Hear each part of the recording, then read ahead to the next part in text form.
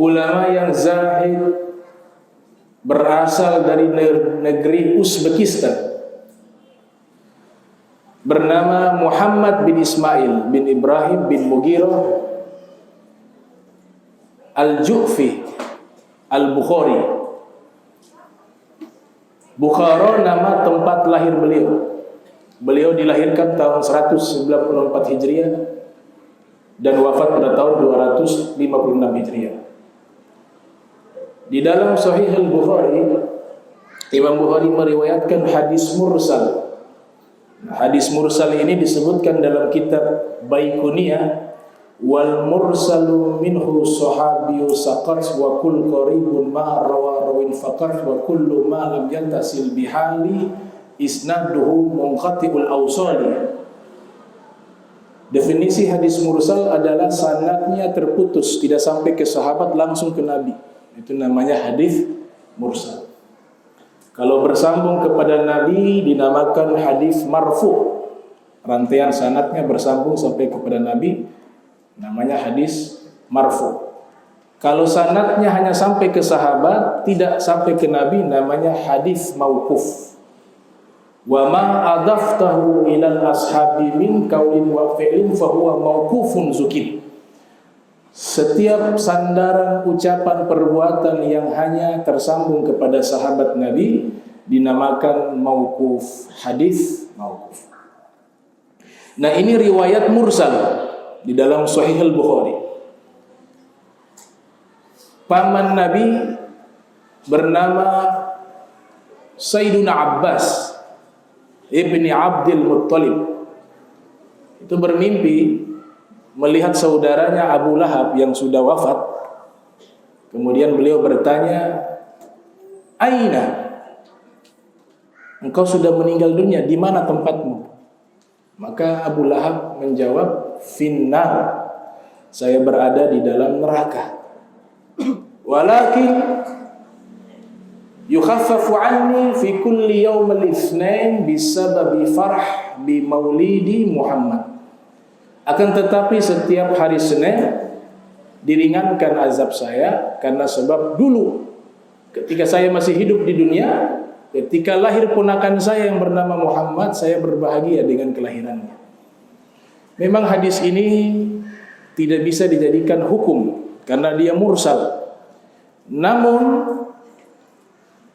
hadis ini sesuai dengan firman Allah Ta'ala, yaitu bentuk syukur atas nikmat sesuatu yang wajib. Nah, syukur yang terbesar, kenikmatan yang terbesar dan bentuk syukur yang terbesar adalah kita bersyukur dilahirkannya Nabi kita Muhammad sallallahu alaihi wasallam. Karena sebab beliau lahirlah ke alam dunia ini, maka kita bisa mengenal Allah. Kita bisa mengenal cara sujud kepada Allah. Kita bisa mengenal Ka'bah, kiblat kita. Kita bisa mengenal cara berpuasa, cara zakat. Kita bisa mengenal akhlak yang mulia. Semuanya perantara daripada Nabi kita Muhammad SAW. Maka para ulama mengatakan istilahnya maulid dan maulud. Kalau berbicara maulid, yang dibahas adalah momentum waktu kelahiran Nabi. Maulid. Kalau kita berbicara maulud, bayi yang lahir, yaitu sosok Nabi Muhammad SAW, diambil dari kata melahirkan, walada yalidu wiladatan, walidun wa dzaka mauludun. Kalau maulud isim maf'ul, bayi yang lahir. Adapun maulid isim zaman wal makan, keterangan waktu, keterangan tempat. Bisa diartikan waktu kelahiran Nabi, bisa juga diartikan tempat kelahiran Nabi. Tapi yang menjadi patokan adalah waktu kelahiran Nabi, maulid Nabi atau maulud Nabi, Nabi lahir di waktu tersebut. Dan ini riwayat dikuatkan oleh ulama hadis. Substansi maknanya itu selaras dengan firman Allah Ta'ala dan hadis-hadis Nabi Muhammad sallallahu alaihi wasallam. Sehingga dibuat satu syair oleh seorang ulama ahli hadis bernama Nasruddin Ad-Damiski. Idza kana hadza kafiran jaa jammuhu wa tabbat yadahu fil jahim mukhallada ata annahu fi yawm al-ithnain daima yukhaffafu anhu lis-sururi bi ahmada fama dhannu bil 'abdi alladhi kana umruhu bi ahmada masruran wa mata muwahhida. Jika orang kafir ini yang dimaksudkan Abu Lahab sudah ada nas tabbat yada abi lahabi wa celaka Abu Lahab. Orang kafir ini celaka, dia sudah dinaskan berada di dalam neraka, tapi setiap hari Senin Allah ringankan azabnya karena sebab dia pernah berbahagia tatkala Nabi kita Muhammad sallallahu alaihi wasallam lahir ke alam dunia ini. Maka bagaimana kiranya jika seorang hamba yang dia berbahagia atas kelahiran Nabi dan sepanjang usianya dia beriman kepada ajaran Nabi dan wafat dalam keadaan mengisahkan Allah Subhanahu wa taala. Ini yang dijadikan patokan oleh para ulama bahwa berbahagia saja dengan kelahiran Nabi itu Allah berikan balasan dan ganjaran. Bagaimana jika kita tambahkan, bukan sekedar berbahagia, tapi kita tingkatkan kebaikan kita, ketaatan kita di momentum hari kelahiran Nabi kita Muhammad SAW. Para sejarawan mengatakan Nabi pertama adalah Nabi Adam. Nabi pertama adalah Nabi Adam.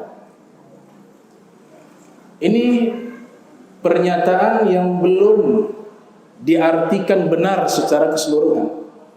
Nabi pertama itu Nabi Muhammad SAW. Nabi pertama yang diutus ke dunia Nabi Adam. Tapi Nabi yang pertama itu Nabi Muhammad SAW. Dari mana bisa kita nyatakan Nabi yang pertama itu Nabi Muhammad? Ternyata para sahabat pernah bertanya kepada Rasul. Hadis ini bisa kita lihat di dalam kitab Sunan Tirmizi karya Muhammad bin Isa Tirmizi yang lahir tahun 209 Hijriah, wafat 279 Hijriah, dan juga riwayat ini dikutip oleh Imam Abu Nuaim Al-Asbahani yang lahir pada tahun 336 Hijriah, wafat 430 Hijriah di dalam kitabnya Tarikh Asbahan.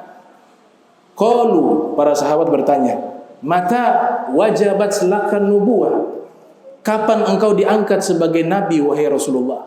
Apa jawaban Nabi? Wa Adam baina ruh wal jasad. Saya diangkat oleh Allah menjadi nabi ketika Nabi Adam ruh dan jasadnya belum menyatu. Maknanya apa? Sebelum Nabi Adam diciptakan oleh Allah, Nabi Muhammad sudah menjadi nabi. Jadi Nabi yang pertama itu Nabi kita Muhammad SAW, bukan Nabi Adam. Nabi Adam Nabi pertama yang diutus ke dunia. Inni ja'ilun fil ardi khalifah. Kami jadikan khalifah yang mengurus bumi ini. Ulama tafsir sepakat yang dimaksudkan khalifah di dalam firman tersebut adalah Nabi Allah Adam alaihissalam. Tapi Nabi yang pertama Nabi Muhammad. Nabi yang pertama Nabi Muhammad. Hadis kedua disebutkan oleh para ulama hadis dan juga seorang ahli tafsir Al-Quran bernama Abu Ja'far Muhammad Ibnu Jarir At-Tabari yang lahir tahun 224 Hijriah, wafat pada tahun 314 Hijriah atau 310 Hijriah. Di dalam tafsirnya beliau menyatakan satu riwayat Nabi katakan kuntu awwalal anbiya fil halqi wa akhirahum fil ba'thi. Saya nabi pertama yang diciptakan oleh Allah. Saya nabi pertama yang diciptakan oleh Allah dan saya nabi terakhir di antara seluruh para nabi yang diutus oleh Allah. Jadi pemahaman kita bahwa nabi pertama itu bukan Nabi Adam, tapi nabi pertama itu adalah Nabi Muhammad sallallahu alaihi wasallam. Riwayat yang lain kita sering membaca Maulid Ad-Dibai karya Syekh Abdurrahman Ad-Dibai.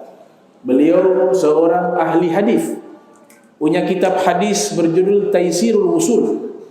Beliau juga seorang sejarawan, memiliki kitab berjudul Tarikh Zabid, sejarah kota Zabid. Dan beliau juga punya kitab yang terkenal yang sampai ke Ternate, yaitu ringkasan biografi kehidupan Nabi Muhammad yang kita kenal dengan Maulid Ad-Dibai atau Maulid Ad-Daibai. Beliau ulama, pakar hadis, pakar sejarah, kelahiran tahun 866 Hijriah, wafat pada tahun 944 Hijriah.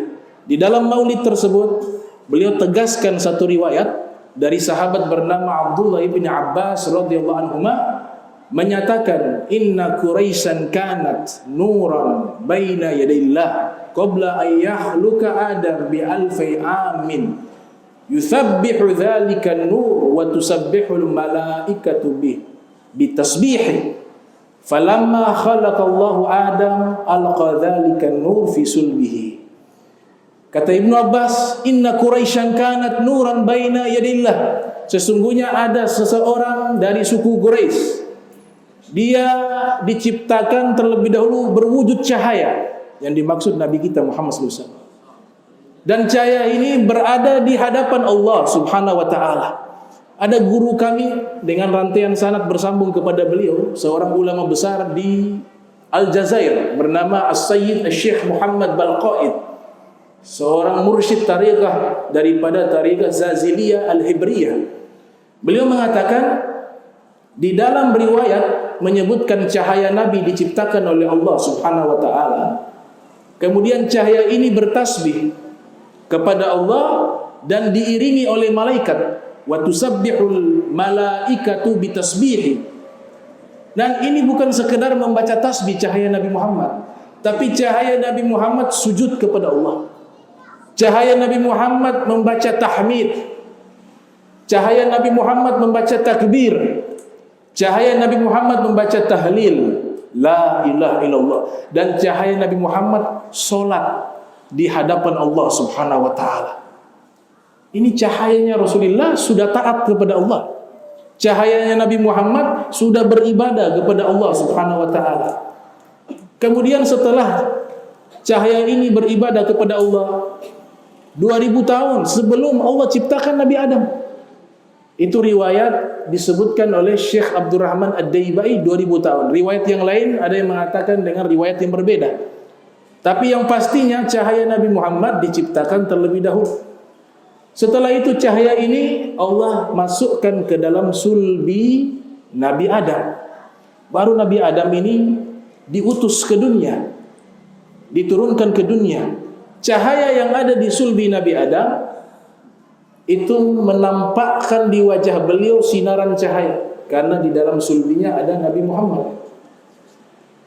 Ada seorang pakar sejarah bernama Syekh Siristani dalam kitab Al-Milal wan Nihal tentang ensiklopedia sejarah agama dunia. Beliau menyatakan ketika Nabi Adam turun ke dunia, wajahnya bersinar bagaikan rembulan, karena di sulbinya Nabi Adam ada cahaya Nabi Muhammad. Ketika Nabi Adam memiliki anak, seorang nabi bernama Nabi Allah Sis alaihissalam, cahaya itu berpindah ke sulbi Nabi Sis. Di wajahnya Nabi Sis tampak cahaya, karena ada cahaya Nabi Muhammad di dalam sulbinya Nabi Sis. Terus turun temurun. Dan perpindahan ini Allah pilih sulbi-sulbi manusia-manusia yang suci, yang bersih, yang taat kepada Allah. Kita sering mendengar riwayat menyatakan bahwa min aslabil fakhirah ilal arhami tahirah. Nabi berpindah-pindah dari sulbi-sulbi orang-orang yang suci, orang-orang yang mulia, ke rahim-rahim wanita yang suci. Ini riwayat walaupun singkat, tapi sudah menunjukkan bahwa Nabi terlahir dari orang-orang yang taat kepada Allah. Tidak ada satupun yang musyrik. Semuanya suci bersih, semuanya mengenal Allah, semuanya ahli sujud. Maka disebutkan dalam firman wa taqallubaka fis sajidin, engkau berpindah-pindah dari sulbi-sulbi orang yang selalu sujud kepada Allah Subhanahu wa taala. Ibnu Abbas menafsirkan firman tersebut, mulai dari Nabi Adam sampai terlahirnya Nabi Muhammad, seluruhnya mereka itu adalah orang-orang yang sujud kepada Allah, mengenal Allah, orang yang mentauhidkan Allah, bukan orang-orang musyrik sebagaimana yang disampaikan di dalam beberapa ceramah, beberapa buku yang menyatakan kedua orang tua Nabi adalah ahli nar. Naudzubillah min zalik. Ini harus kita hilangkan, jangan sampai ada di benak kita meyakini bahwa kedua orang tua Nabi berada di dalam neraka. Ini harus dijauhkan dari hati kita, dari pikiran kita. Nabi sudah menyatakan, ana khiyarun min khiyarin min khiyarin. Saya manusia pilihan, berasal dari orang-orang pilihan, kata Nabi Muhammad SAW. Riwayat yang lain Nabi katakan, wastafani min bani Hashim. Saya dipilih dan disucikan oleh Allah. Kata istofa itu dari kata sofa. Apa itu sofa? Kata Bishr al-Hafi dalam kitab At-Ta'arruf karya Imam Al-Kalabadi yang wafat pada tahun 380 Hijriah. Bishr al-Hafi mengatakan, as-sufi man sofa qalbuhu lillah. Sufi itu orang yang hatinya bersih, suci karena Allah. Nabi diberikan gelar Al-Mustafa. Nabi menyatakan istofani, Allah memilih saya. Artinya Allah sucikan saya. Dari terlahir, dari nasab-nasab ada orang yang menyembah kepada berhala, itu Allah sucikan. Semuanya itu orang-orang yang sujud, taat, mengenal Allah, mentauhidkan Allah. Itulah seluruh leluhur Nabi kita Muhammad sallallahu alaihi wasallam. Maka Nabi dikasih gelar Al-Mustafa. Al-Mustafa, orang yang suci, orang yang terpilih, orang yang terbaik. Tidak mungkin yang terbaik ada cacat. Tidak mungkin cahaya yang suci ini berada di sulbi orang yang menjadi musuhnya Allah. Karena Nabi menyatakan, ala wa ana habibullah, ketahuilah saya kekasih Allah, kata Nabi. Saya kekasihnya Allah. Nabi Ibrahim Khalilur Rahman, teman dekatnya Allah. Nabi Musa Kalimullah, orang yang pernah berdialog dengan Allah. Nabi Isa Ruhullah wa kalimatuh, ruhnya Allah dan kalimatnya Allah. Ala wa ana habibullah. Tapi kalau saya, kata Nabi Muhammad, kekasihnya Allah Subhanahu wa ta'ala. Nah, ini pemahaman-pemahaman yang harus kita hindari. Jangan sampai kita ajarkan kepada orang kurang ajar kepada Nabi. Jangan sampai kita ajarkan kepada orang menuduh orang tua Nabi sebagai orang yang kafir. Naudzubillah min zalik. Nah, bulan Rabiul Awal para ulama juga menyebutkan dengan Rabiul Anwar. Rabiul Anwar. Rabi al-Anwar. Al-Anwar artinya cahaya-cahaya. Cahaya-cahaya Nabi Muhammad SAW. Rabiul Anwar. Nah, Rabiul Anwar mereka artikan sebagai bulan cahaya karena keyakinan para sufi. Kalau kalangan akademisi ahli hadis, mereka menolak, kebanyakan, tidak semua, kebanyakan ulama-ulama hadis menolak riwayat yang menyatakan Nabi Muhammad diciptakan dari cahaya. Tapi para asfiya, orang-orang ahli hakikat, ma'rifah, yang magomnya magom aulia, itu mereka meyakini bahwa Nabi SAW diciptakan dari cahaya. Nah, karena Nabi diyakini sebagai cahaya, mereka namakan hari kelahiran Nabi dan bulan kelahiran Nabi sebagai bulan cahaya. Diganti bukan Rabiul Awal, tapi Rabiul Anwar, bulan cahaya. Nah, bulan cahaya, para ulama menyatakan kita harus lebih dekat kepada Nabi, khususnya di bulan Rabiul Awal. Kita buat program di rumah kita, mulai dari televisi, buat sirah nabawiyah, cari program di YouTube, download tentang perjalanan hidup Nabi. Kemudian lidah kita di bulan ini kita gunakan lebih banyak untuk bersalawat, mengucapkan salawat dan salam kepada Nabi Muhammad sallallahu alaihi wasallam. Karena fadilah salawat ini adalah satu bukti kedekatan seorang hamba dengan Nabi Muhammad. Kita ucapkan satu salawat, Allah balas 10 kali, Allah gugurkan 10 dosa, Allah angkat 10 derajat. Sebagaimana yang dinyatakan di dalam hadis riwayat Al-Imam An-Nasa'i yang lahir pada tahun 215 Hijriah, wafat 303 Hijriah, Rasul sallallahu alaihi wasallam bersabda, "Man shalla alayya sallallahu alaihi asyra salawatin wa khuttat anhu asyru khatiyatin wa rufi'at lahu asyru darajatin." Siapa yang bersalawat padaku 1 kali, kata Nabi, Allah balas 10 kali. Kemudian 10 dosanya digugurkan dan diangkat baginya 10 derajat. Amalan-amalan lainnya bisa diterima oleh Allah, bisa ditolak, kecuali salawat kepada Nabi. Pasti Allah terima, tidak pernah Allah menolaknya. Kadang disebutkan para sastrawan menyatakan, adimis sholata ala Muhammadin faqabuluha hatman bighairi taraddudin.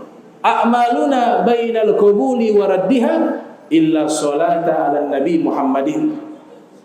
Langgengkanlah, rutinkanlah salawat dan salam kepada Nabi Muhammad sallallahu alaihi wasallam, karena pasti salawat itu diterima tanpa ada keraguan. Setiap amal-amal kita ada kemungkinan diterima oleh Allah dan juga ada kemungkinan ditolak oleh Allah, kecuali salawat kepada Nabi Muhammad SAW pasti diterima oleh Allah Subhanahu wa taala. Maka ini lidah di bulan Maulid ini, ayo kita perbanyak mengucapkan salawat dan salam kepada Nabi kita Muhammad sallallahu alaihi wa alihi wa barak wasallam.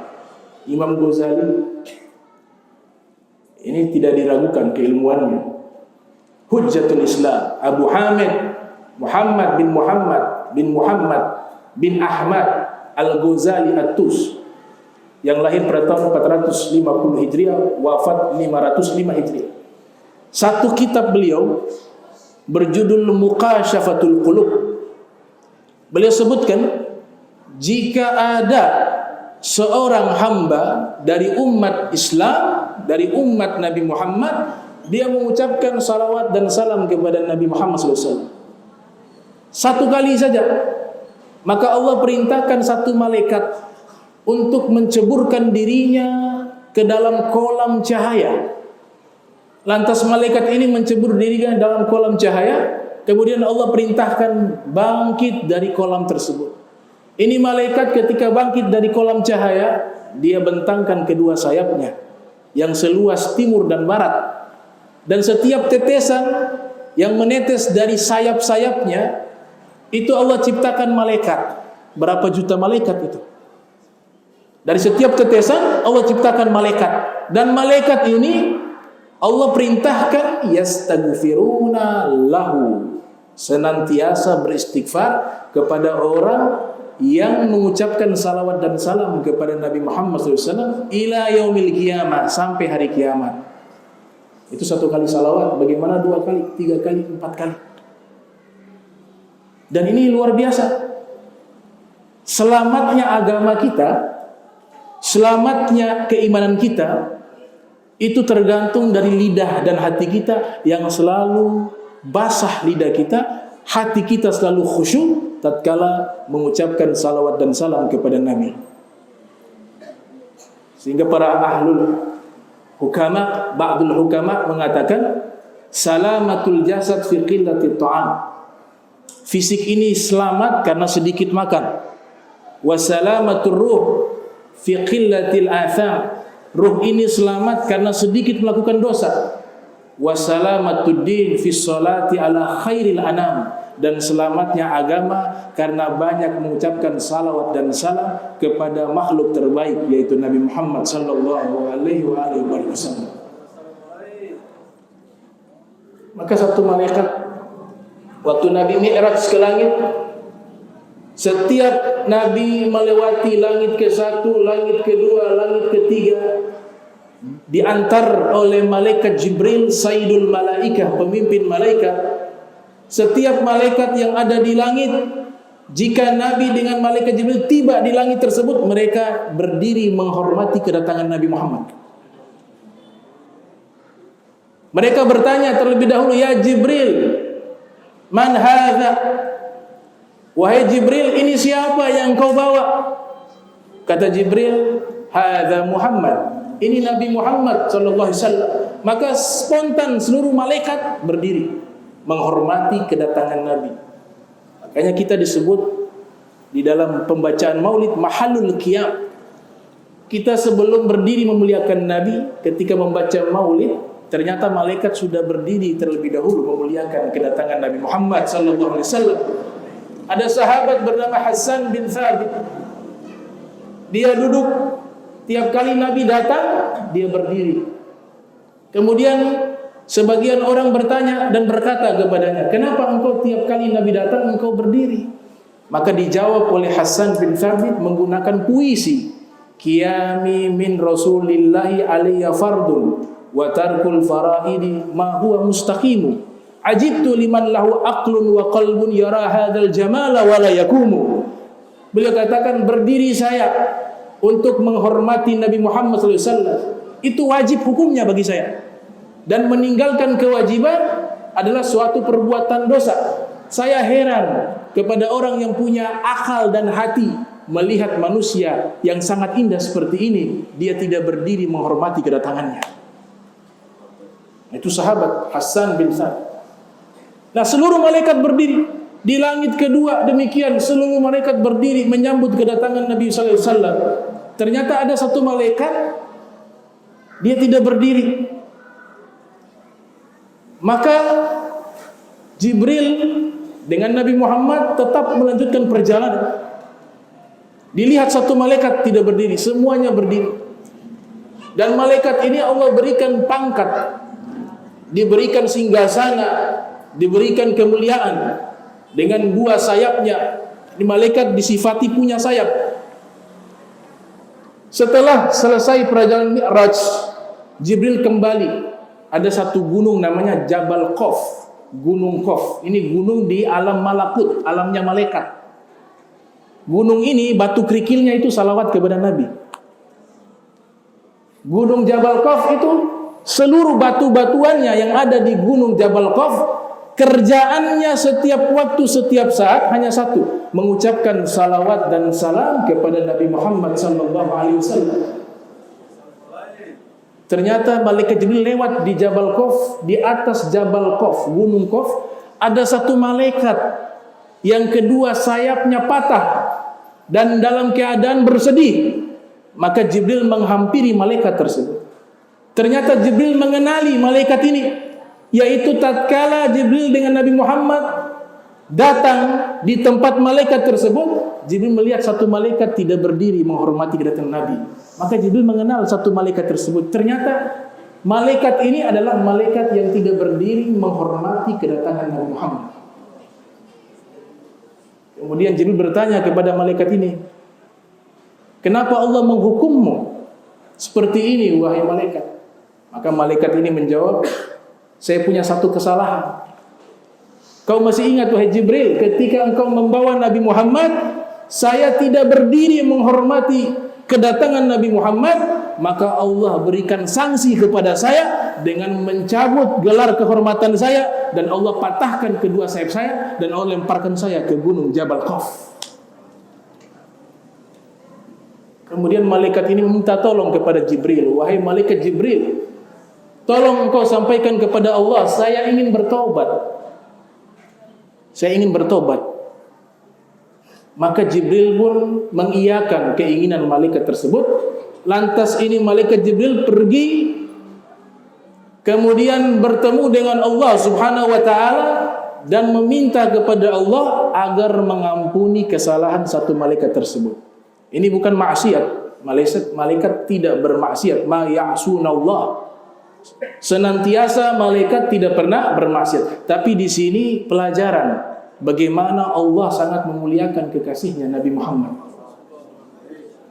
Bagaimana Allah mengagungkan Nabi Muhammad sallallahu alaihi wasallam. Maka Allah Ta'ala menyatakan, wahai Jibril, saya terima tobatnya dengan syarat dia harus bertobat atas kesalahannya, dan syarat yang kedua, dia harus mengucapkan salawat dan salam kepada Nabi Muhammad SAW. Jika itu ia lakukan, maka aku terima tobatnya. Disampaikanlah wasiat dari Allah ini kepada malaikat tersebut, maka malaikat ini pun bertobat kepada Allah dan mengucapkan salawat dan salam kepada Nabi Muhammad sallallahu alaihi wasallam. Kemudian Allah ciptakan kembali dua sayapnya dan Allah berikan kembali kehormatan kepada malaikat tersebut. Ini gambaran kisah yang sangat luar biasa yang diceritakan oleh Imam Al-Ghazali di dalam kitab Mukhasyafatul Qulub. Makna yang pertama, menghormati Nabi dengan berbagai cara selama tidak bertentangan dengan syariat, itu satu kewajiban, saudara-saudara. Kufur kepada nikmat adalah satu dosa. Dan nikmat yang paling terbesar yang Allah kirimkan kepada kita adalah Allah Ta'ala melahirkan seorang manusia yang memperkenalkan kita kepada Allah yang bernama Sayyiduna Muhammad. Abu Hasan Sazili mengatakan seluruh para nabi atiyah. Para nabi yang Allah utus atiyah, pertolongan untuk kaumnya, untuk umatnya. Tapi Nabi Muhammad hadiah. Kalau Nabi Muhammad Allah utus kepada kita bukan sebagai atiyah, pertolongan, tapi sebagai hadiah dari Allah kepada kita. Atiyah lil muhtajin wal hadiah lil mahbubin. Kalau pertolongan Allah berikan kepada orang yang butuh. Adapun hadiah Allah berikan kepada hamba-hambanya yang Allah cintai. Alhamdulillah kita menjadi umat Nabi Muhammad sallallahu alaihi wasallam.